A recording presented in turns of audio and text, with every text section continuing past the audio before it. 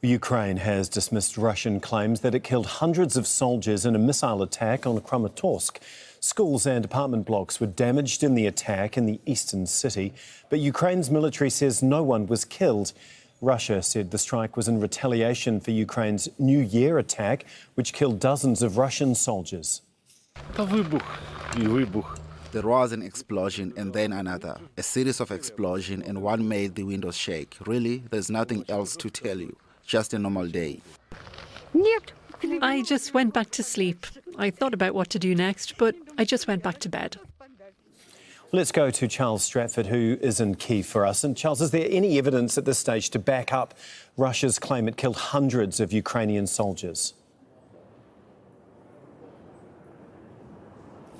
Absolutely no evidence at all as yet, and a flat dismissal by Ukrainian authorities that such an attack happened. We know that Kramatorsk is often targeted. It's often described as a garrison town. It has had lots of military in it for years. It's, as I say, traditionally a town associated with the military, and of course you can imagine that those numbers of Ukrainian troops have increased as we've gone into this war, but no evidence whatsoever. I think this is important to put it in the context, as you alluded to in the intro, of this attack by the Ukrainian forces on the town of Makiivka in the early hours of New Year's Day, when they initially claimed that hundreds of Russian conscripts had been killed in that attack.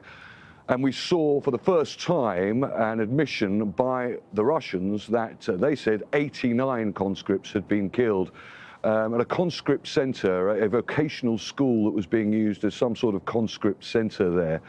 In the wake of that admission, there was a lot of anger on social media amongst Russian army bloggers, a lot of anger amongst the Russian public as well, because the Russians blamed that attack, or the high casualties, on what they said was that the use of mobile phones by Russian conscripts that was giving basically a signal to Ukrainian forces that allowed them to attack that center.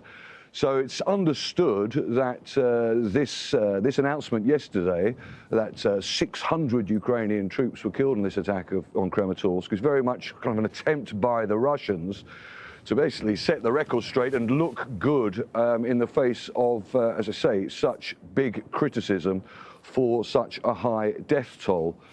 In the meantime, there has been some interesting announcements with respect to developments along the eastern front. A lot of fighting again around the town of Bakhmut, most specifically the town of Solidar. Now that's a few kilometers north of Bakhmut. It is a salt mining town. It has been heavily contested in recent months, and we've heard claims and counterclaims in recent days by both sides of advances there.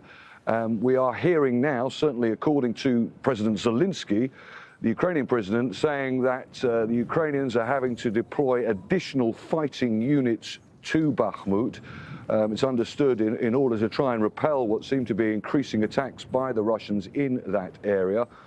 There have also been reports with respect to the area north of Bakhmut, along the Donetsk, Lugansk border. The Ukrainian head of the regional military administration of Lugansk, Sergei Gaidai, saying that the situation was very complicated. He said that there were movements by the Ukrainians in some areas. In other areas, there was progress being made by the Russian forces.